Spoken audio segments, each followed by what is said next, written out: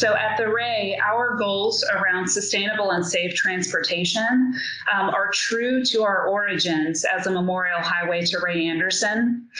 We're now actually working with 16 total partners across the country, not just with Georgia DOT, but also states like Texas, Ohio, Pennsylvania, Maryland, Maine, Minnesota, Colorado, California, and some others. So the technologies that we have incorporated on the actual 18-mile stretch of Interstate 85 in Georgia are actually scaling to other states, which is really important for us to try to work as hard and fast as we can to accelerate the adoption of these technologies in other states, because again, these are technologies that we could be using across the country and around the world right now to reduce transportation carbon and to save lives on our interstate system. So what I have for you tonight, fingers crossed that it works, is a virtual reality version of the Ray Highway. We actually developed this VR version of the Ray earlier this year before COVID because Harriet, myself, and other of my team members, we were going all over the country and all over the world talking about the Ray, but we didn't have a way to actually get everyone we talked to, give them the opportunity to be on the Ray and experience the Ray Highway. So we developed the VR thinking that we would take it with us as we continue to participate in conferences, panels, and other events. Of course, COVID happened, and what we found is that we can actually still tour people on the Ray in the ultimate socially distant way, which is to use our virtual reality on video conferencing software like Zoom and Teams. So with that introduction, Lewis, I will try to connect the VR to our Teams and share my screen. Does that sound great? In just a couple of seconds, we will get started. Welcome to your virtual reality tour of the Ray. The Ray is an 18-mile stretch of Interstate 85 in West Georgia dedicated to the person, the founder of Interface Carpet Company and a pioneer of corporate sustainability. The Ray well enough the ideas and technologies that will transform the transportation infrastructure of the future. Along these 18 miles, you will visit technologies that will change the way you think about highway transportation. Roads that can talk to connected and autonomous vehicles, solar panels on empty land alongside the roadways, charging stations for electric vehicles that are powered by clean solar energy, and plants growing on the roadside that provide food and shelter for pollinating insects like bees and butterflies.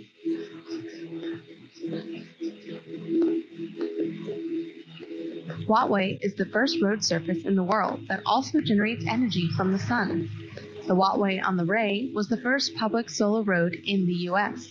This durable technology can handle heavy loads from small cars, big trucks, and buses, but is slim, lightweight, and installs directly onto the road surface with a heavy-duty glue.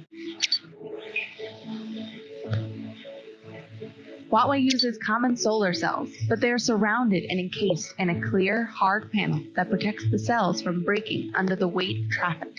The top surface is covered with tiny pieces of recycled glass that is rough and skid resistant, just like asphalt. In its first year, Wattway generated over 8 megawatt hours of energy from the sun, which is just about how much electricity the average American home uses in 1 year.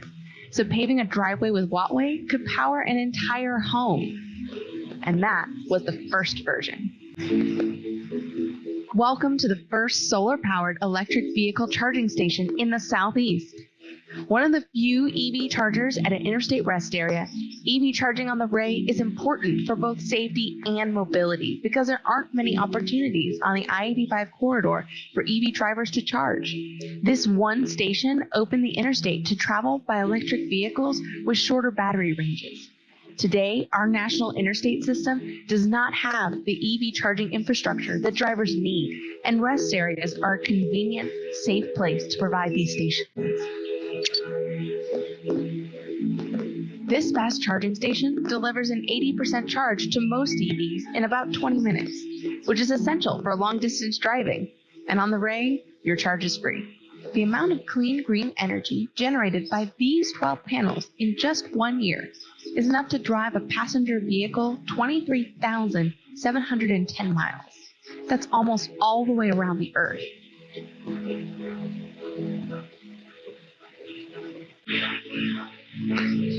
Welcome to the Wheelwright. This groundbreaking drive-through tire safety station checks your tire pressure, tire tread depth, looks for cracks and damage on your tire sidewall, and even measures tire temperature. Something so simple like low tire pressure can lead to big, dangerous problems. When we're better at tire maintenance, our cars and trucks are safer and more fuel efficient. We save fuel, which saves money, but more importantly, we help to save lives.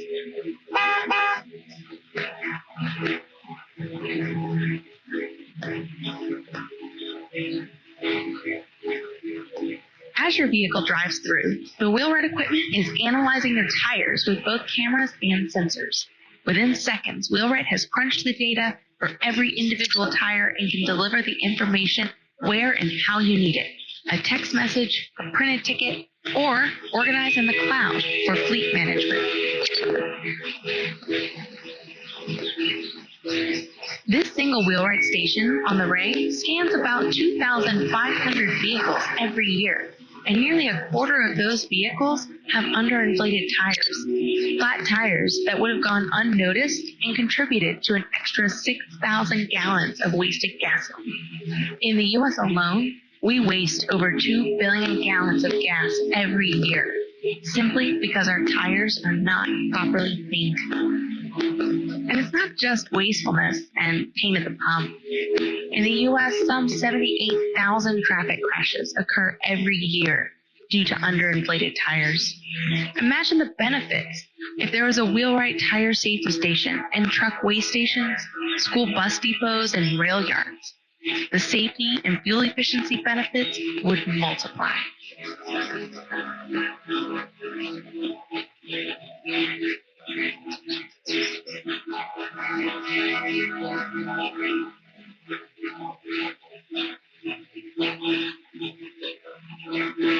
We've arrived at the Pollinator Meadow. These native wildflowers are a beautiful alternative to the turf grass that you usually see surrounding highways. Why? Because turf grass is expensive, difficult to maintain, and requires frequent mowing.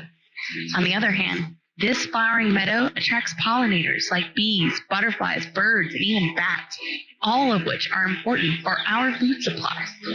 The plants also keep the land from eroding and washing away, all this while making our drive more beautiful. Talk about a win-win. In addition to the native pollinator meadow you're looking at, the Ray features the longest continuous stretch of wildflowers in Georgia on all of our 18 miles.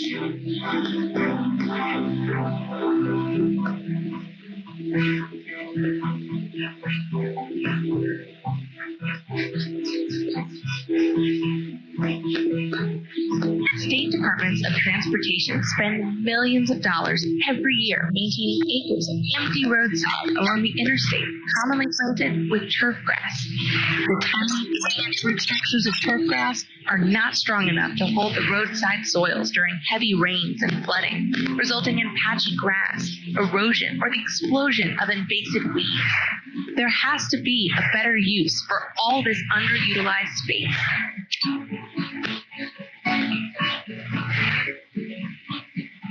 Our roadside solar array features nearly 2,600 solar panels in a diamond-shaped exit and generates about 1 megawatt of clean energy. That's enough energy to power 164 American homes for a whole year. To reduce roadside erosion and to provide an added benefit to the surrounding farming community, these solar panels are testing pollinator-friendly ground cover, which only need to be mowed twice a year. Not only does this reduce the utilities, mowing, and maintenance costs, but the interstate roadside is transformed into a more productive and revenue-producing asset. Imagine if all 4 quadrants of exit 14 on the Ray looked just like this one. Now, go a bit further and imagine if more or most of the empty acres of interstate roadside in the U.S. hosted solar panels and generated massive amounts of renewable energy. That energy could be used locally to power streetlights, charge electric vehicles and electric freight, or even power EV charging lanes. In partnership with the Ray, The Weber Energy Group at the University of Texas at Austin is developing a web tool that can estimate the appropriate roadside land area and the cost benefit of deploying interstate solar arrays across the U.S. As the development of vehicle technology continues and accelerates, more and more connected vehicles are driving on the roadways. V2X, or vehicle to everything, means that the vehicle is connected and communicating to other devices and vehicles. By 2022, there may be 105 million connected vehicles on the road talking to each other, creating 20 terabytes of data per hour, or 150 petabytes per year. To put that in context, that's 15,000 years of television content. The Ray and Georgia DOT have worked together with Panasonic to build the digital infrastructure in the cloud for managing the big data from connected cars into big meaning and for providing data security. Real-time, real-place data from connected vehicles can tell us when crashes, weather conditions, congestion, and other dangerous driving conditions threaten our safety.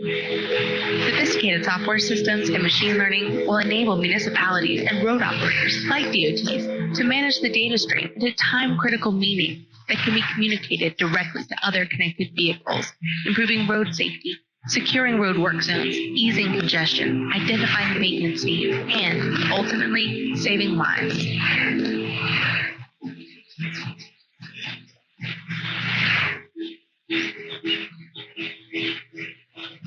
We are peeking into the very near future when electric vehicles can receive a battery charge directly from the road while driving. Energized coils embedded in the road create an electromagnetic field that transfers significant electricity to a receiver supplying the car's battery.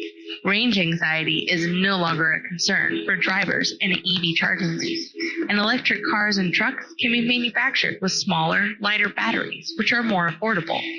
By connecting EV charging lane technology with roadside solar arrays, like the one on the Ray, we can fuel clean electric transportation with clean, renewable energy generated locally, right along the interstate.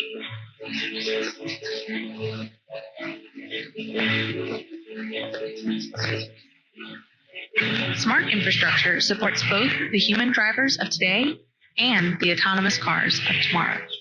The 3M connected road lane striping on the Ray contains durable white and amber-colored glass beads of different sizes that are very visible to the computer vision systems of autonomous vehicles, even in the worst weather conditions. For today's human drivers, the visibility and reflectivity of the 3M connected road lane striping in rainy, wet weather conditions is the highest quality in the country. All of these features make it safer to drive on the Ray today and pave the way for autonomous vehicles to safely travel the interstate tomorrow.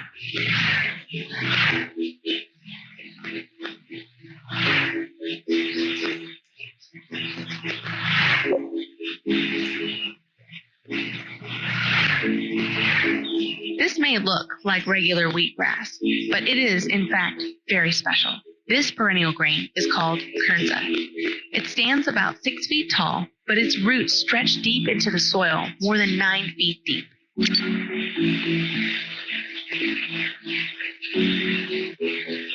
This extraordinary plant is known for capturing carbon in the atmosphere and sequestering it below the topsoil, deep in the earth. Not only is kernza edible, but the fibers from these plants can be used to manufacture single-use disposable goods, such as diapers, toilet paper, and paper towels. The kernza pilot on the Ray is the very first in the Southeast, and the first in the U.S. to be grown on the interstate roadside. The entire area at Exit 6 on the Ray will be developed with ground cover pilots and experiments to test slope stabilization techniques, non-chemical weed treatments, and new mixes of native wildflowers and grass seeds, with the goal of continuous blooming pollinator habitat from the early spring to early fall.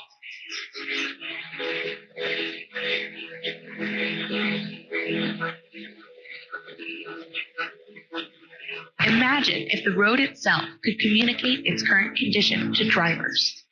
Amber lights could warn drivers to slow down, hazard ahead. As a nonprofit with a mission of saving lives, the Ray has developed an impressive working prototype of a smart road dot which was selected by Fast Company for recognition as a world-changing idea finalist. These smart dots have a solar-powered, colorful LED light that can warn drivers of traffic crashes, congestion buildup, and changing weather conditions. A simple sensor system enables the road to sense the driving environment and communicate data to connected vehicles, and also to non-connected classic car drivers through intuitive color cues. Blue lights could indicate snow or ice patches. Bright white lights can guide drivers in dense fog conditions.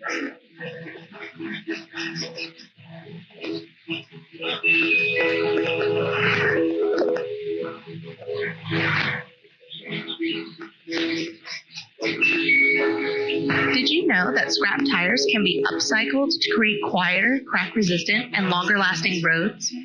Depending upon the concentration of rubber used in the binder, the life expectancy of the pavement can be extended by 50 to 100%. Rubber roads are quieter by 7 to 9 decibels on average, which can reduce or even eliminate the need for sound barriers to protect nearby communities. Tire rubber can be used to modify asphalt even when a looser aggregate mix is used to reduce hydroplaning and the pooling of rainwater on interstates and highways. Americans discard nearly 300 million scrap tires every year. This is a huge waste problem because tires don't break down and decompose in landfills. Many tires end up in illegal dumps where they can catch on fire and burn at temperatures that are extremely hot and dangerous for firefighters. Tire dumps can also become breeding grounds for mosquitoes that carry viruses. The first mile of interstate lanes on the Ray, starting at the Georgia-Alabama state line and including the parking lot at the rest area, was paved with asphalt that contains rubber from 3,520 recycled scrap tires. That's 42,240 pounds of rubber out of the landfill and into the road.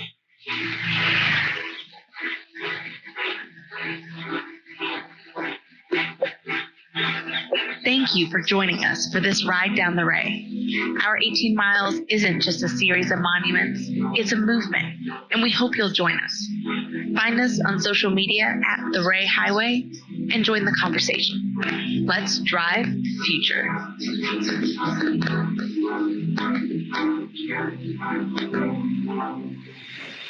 And that is the virtual tour of the Ray, and I'm so glad that you joined us for that.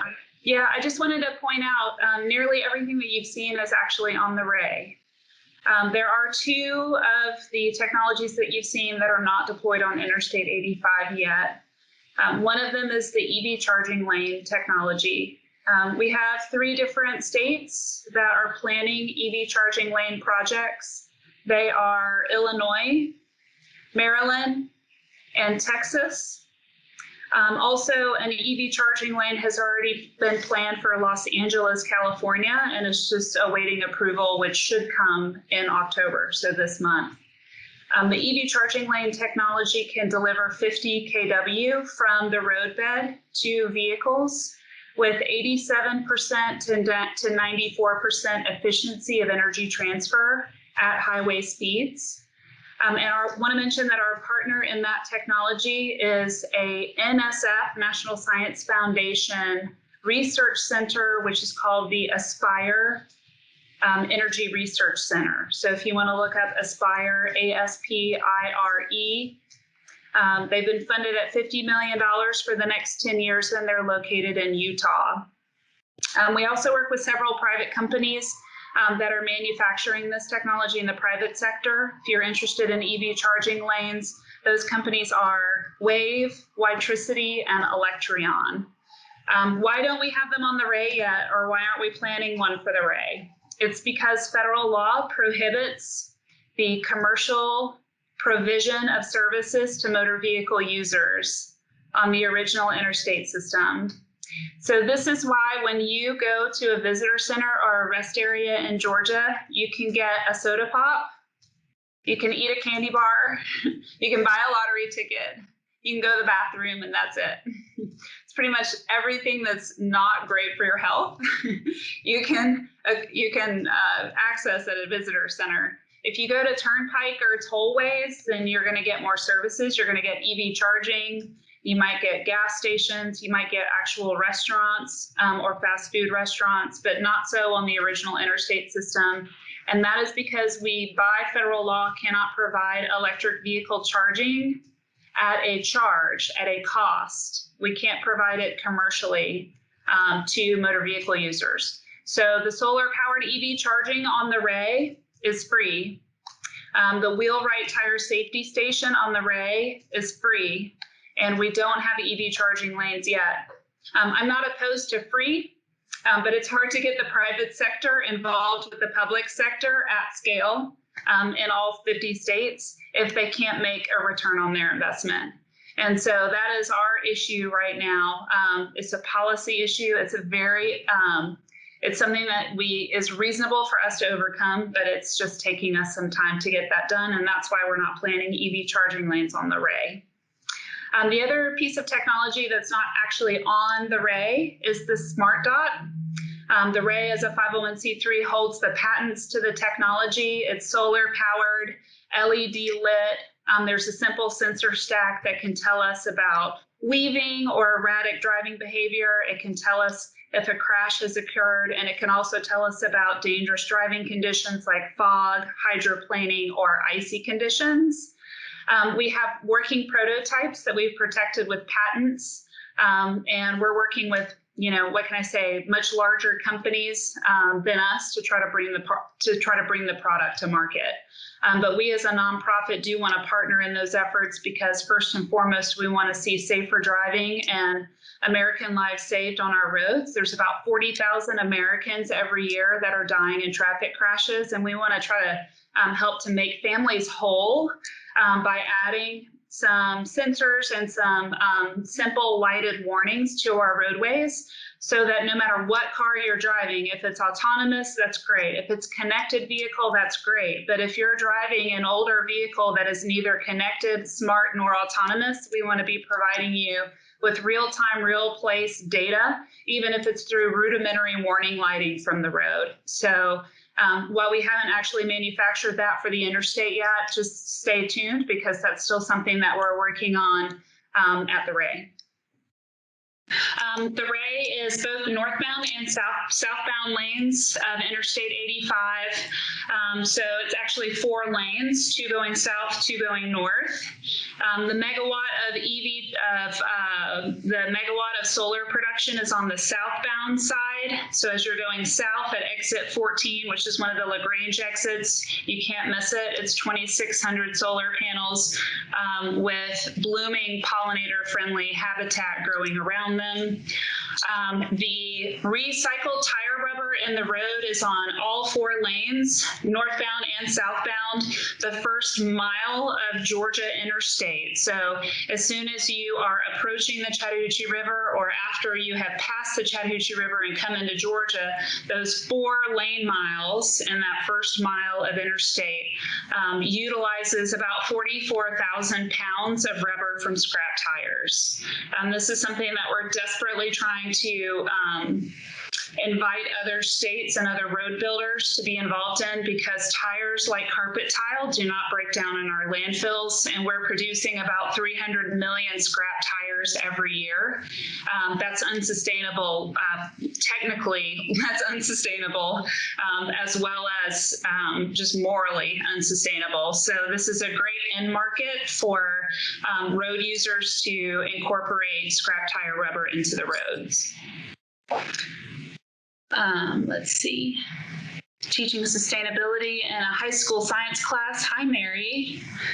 Website I can use to help students be aware of the possibilities. Our website is theray.org. We're also on Instagram, Twitter, Facebook, and LinkedIn at The Ray Highway. Yes, wildlife bypasses. Christina's asking about animal crossings. What can we do to prevent accidents due to animals on the roadway? We do need wildlife bridges and ditches. What's being done about the issue? So in Georgia, there's actually a bear bridge that is planned. The project is on the shelf, waiting to be funded. The project is not on the Ray. It's a bear bridge planned for the middle of Georgia, where we have a black bear population, kind of close to Macon in the area of, I think, Peach County, Bibb County. So what is being done about it? We do have the ability to plan for wildlife bypasses and animal bridges. The issue is funding. So setting aside the funding to fund more of those causeways for animals to get around or under or above our interstates and our highway system, that is the key issue that we have in Georgia. We have talked with Georgia DOT about higher fencing on the Ray. Other DOTs like Colorado DOT have shown that if you use high fencing, like 12-foot fencing along the DOT's right-of-way, that can deter deer and other animals from approaching the interstate lanes. Honestly, that's a conversation that we're having with Georgia DOT, and hopefully that's something we'll be able to do in the future. So how long has the Ray been operating? So in 2014, the highway was designated. That was in April of 2014.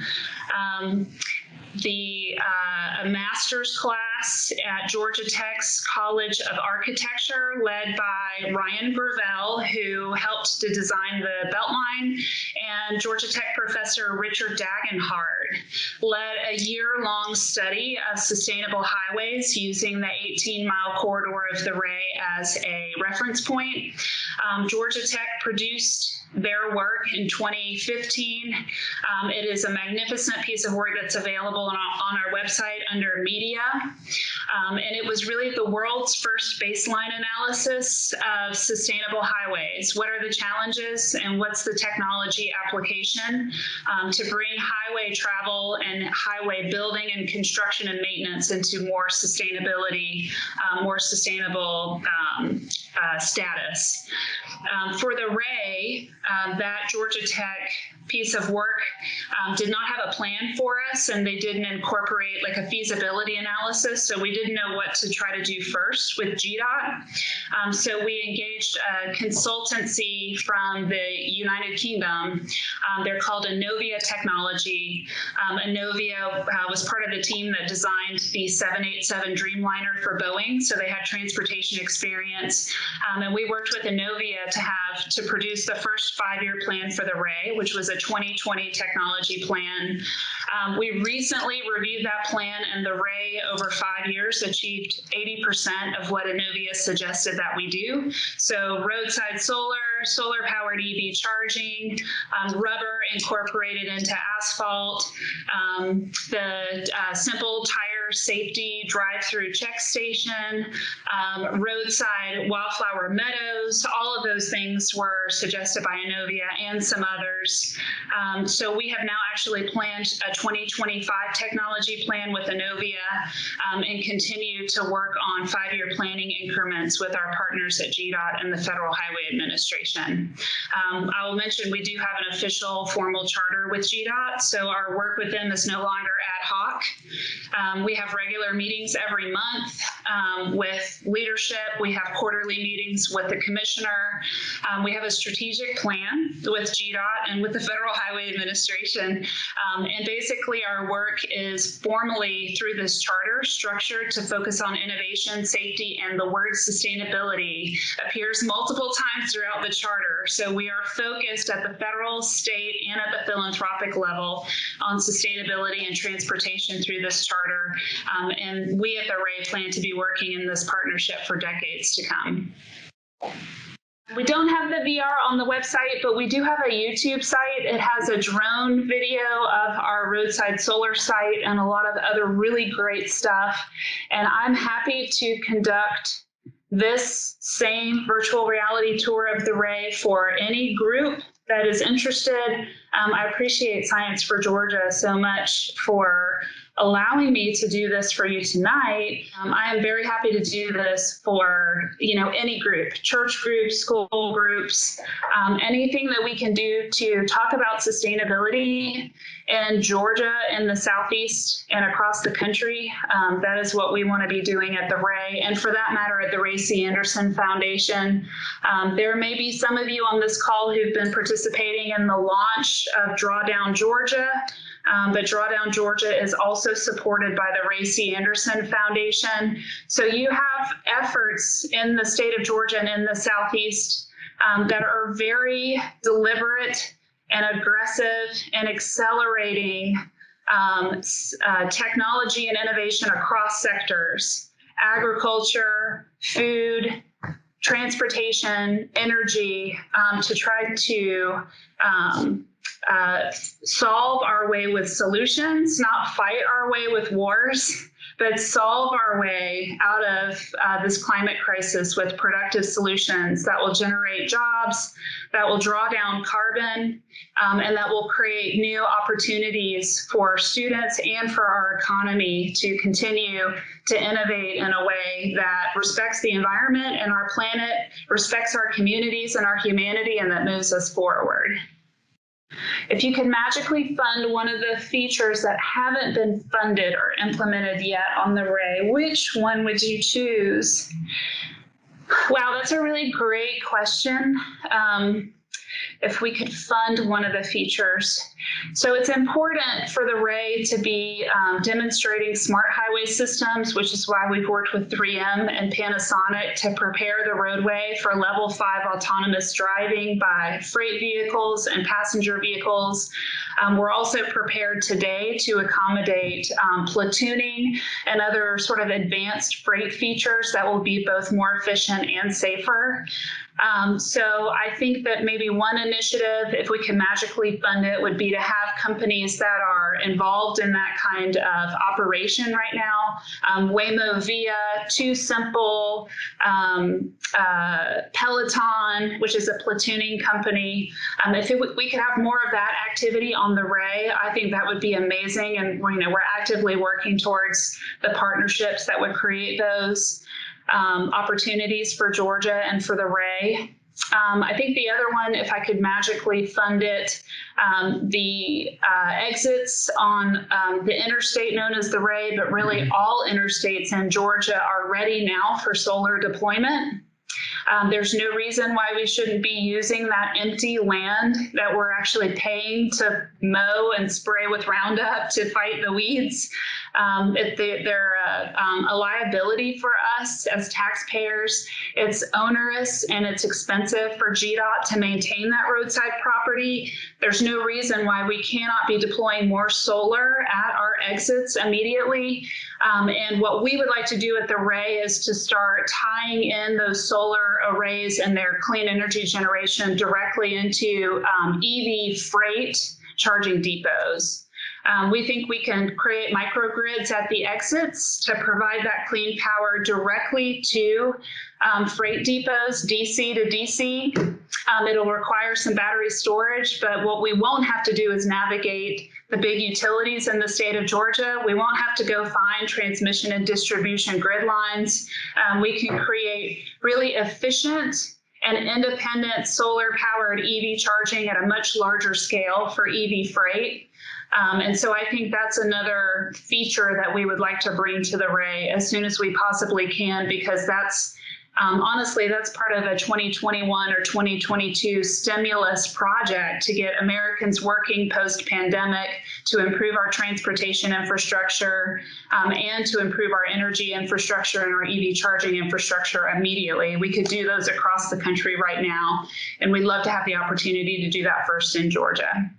I think I answered all the questions. Yes, we offer field trips. We were doing about 2 or 3 tours of the Ray every week before the pandemic. On Friday, the 13th of March, when the state of Georgia closed down, I was on the Ray Highway with executives from Pirelli Tire who had flown in from New York. And that was the last one we did. So yes, we give tours, and we miss being down on the interstate with our friends, hosting people who want to learn about our work, and we will get back to that as soon as we can do that safely. Thank you so much for joining us tonight. Thank you for your interest in the work. Come and follow us at the Ray Highway. Yeah, I'm Allie at theray.org. I'll give you my cell phone number if you want it, but we're very accessible. I just want to say Harriet Anderson Langford, Ray Anderson's youngest daughter, she's the one who had the courage to say, we got to make this highway sustainable because it's got Daddy's name on it. And he was the greenest industrialist of the century. And it's people with courage to ask big questions who are going to help turn this country around. So I encourage all of you scientists, engineers, and educators to keep asking big questions. And Science for Georgia is a great way to do that. So thank you for allowing me to be with you tonight. Please be safe.